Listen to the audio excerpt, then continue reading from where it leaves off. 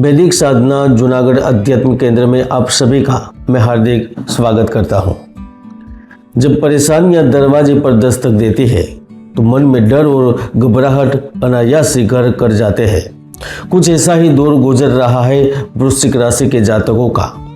पिछले कुछ महीनों में आपकी जिंदगी में कई तरह की उठापटक चल रही थी, इसलिए आपके मन में कई सवाल आ रहे होंगे कि क्या ये बुरा वक्त भी कभी कटेगा, क्या जीवन सुधरेगा, क्या यह ठहरे हुए करियर में सुधार होगा और क्या धनहानि की भरपाई हो पाएगी।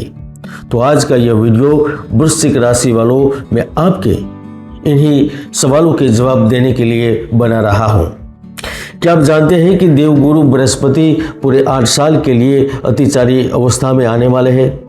यह कोई सामान्य घटना नहीं होने वाली। यह समय बिल्कुल महाभारत काल की तरह ही होने वाला है। जिस तरह द्वापर युग में भगवान श्री कृष्ण धरती पर अवतरित हुए और महाभारत जैसा महासंग्राम हुआ। आपको याद होगा कि कोरोना काल में भी हमने यही देखा।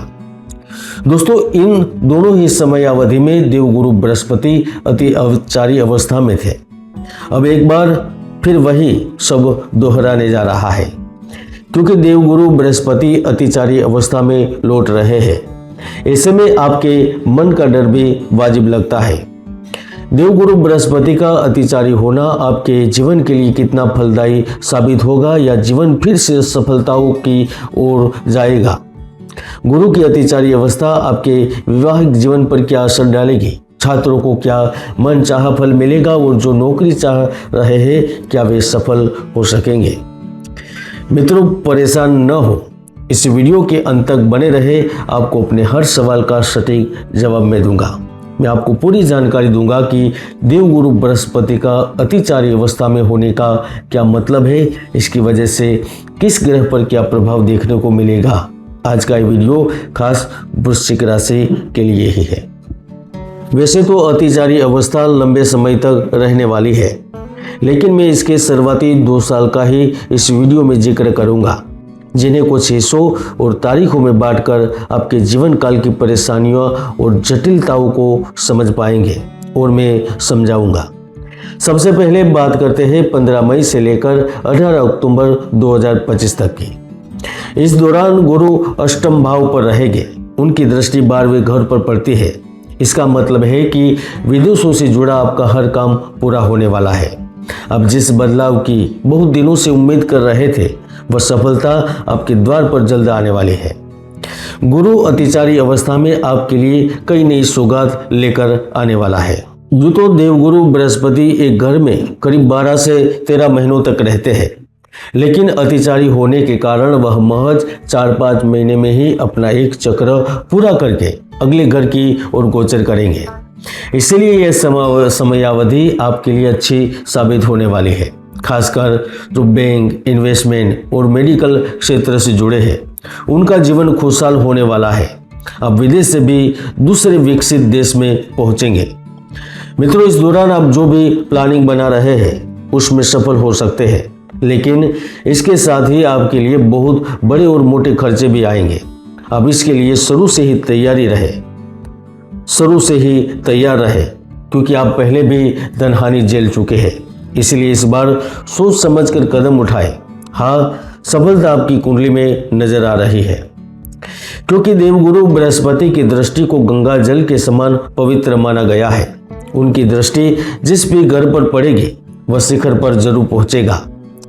गुरु अतिचारी होने पर चतुर्थ भाव पर नवी दृष्टि पड़ेगी। चतुर्थ जो भाव होता है वो आपके घर का है, भूमि का है, आपकी प्रॉपर्टी का है, आपकी गाड़ी और लग्जरी का है। तो निश्चित ही इनसे संबंधित लाभ होगा। माता के माध्यम से लाभ मिलेगा, सरकारी प्रोजेक्ट से लाभ मिलेगा। छोटे गांव शहर के लोग इसमें ज़्यादा से ज़्यादा धन कमाएंगे। पार्टनरशिप के कार्य से भी लाभ मिलने लगेंगे। लेकिन इस दौरान सजगता जरूर बरतनी रहेगी, क्योंकि देवगुरु बृहस्पति अवस्था में होने के कारण आपसे कहीं न कहीं जल्दबाजी के कारण गलतियां हो सकती है।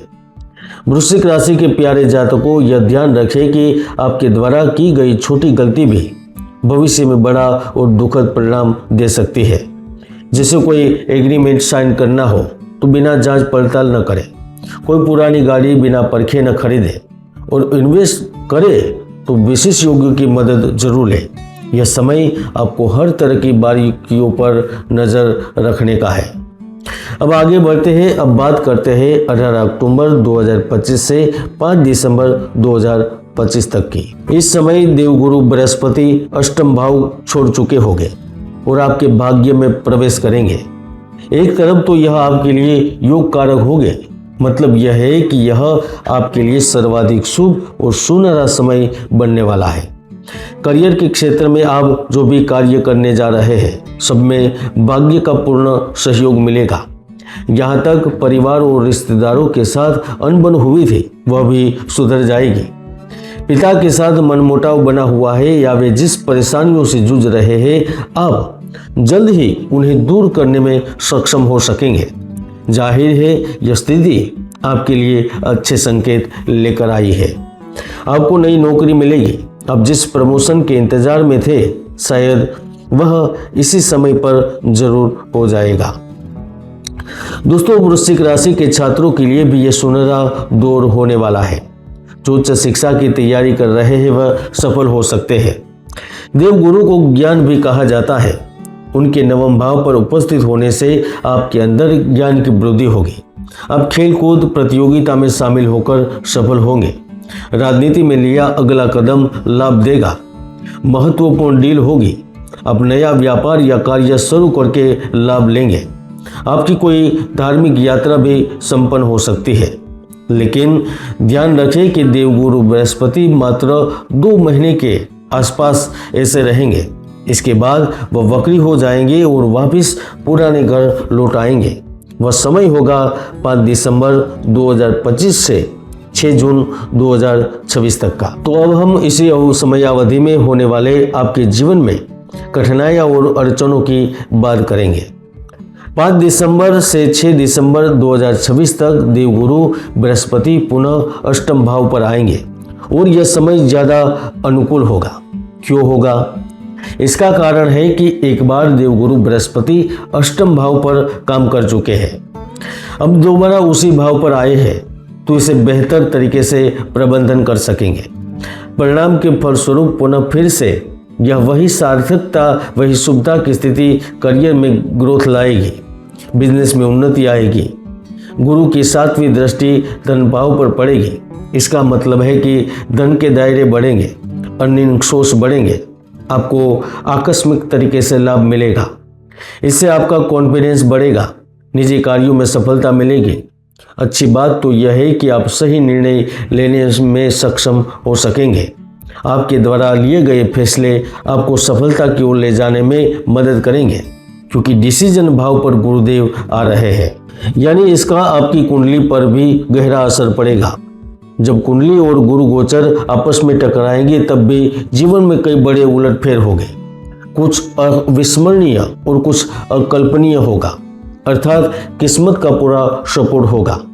करियर में सफलता और बड़े धन लाभ के अवसर प्राप्त होंगे।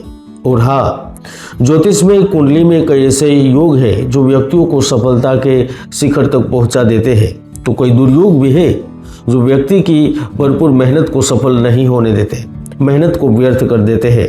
इसलिए कुंडली विश्लेषण करें।